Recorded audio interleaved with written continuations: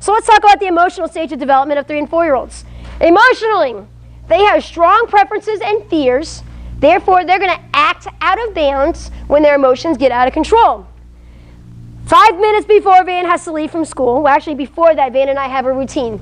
He gets up, he gets a little iPad time, then he eats breakfast, then at 8 o'clock we go into his bedroom and we play. And he gets the mommy time. 8:25, when it's time for him to get ready for school, and I say, okay, time to get ready for school, he runs out of the bedroom and runs all the way into the backyard. And then I gotta chase him around the backyard. That's his emotional stage of development. He doesn't want to go to school, so he runs and he acts out of bounds. You guys have runners in your class, you know what I mean by runners?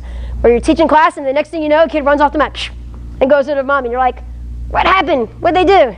One time Clayton had the noodles and we're in class and you slammed the noodles down and it was a girl in class and she just started bawling her eyes out because it scared her. This is their emotional stage of development.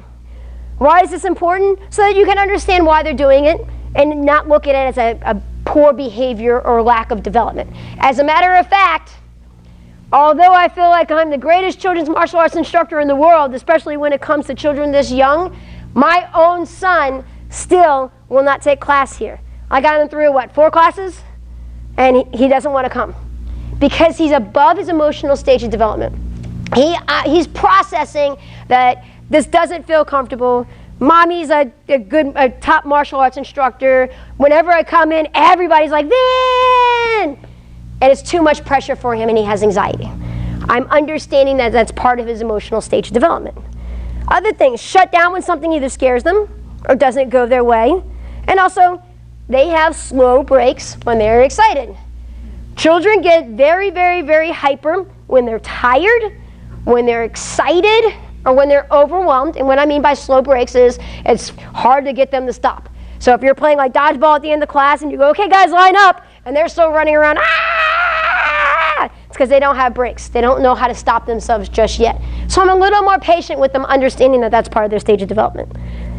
So your goal is to help them overcome anxiety on the mat by not running off the mat when they're nervous or scared. I understand Van's not quite ready yet. It's part of his emotional stage of development. We will try again in 2 weeks when the new testing cycle starts. If he's not ready yet, we'll try again after his 4th birthday. If he's not ready yet, we'll keep trying, understanding that that's his emotional stage of development.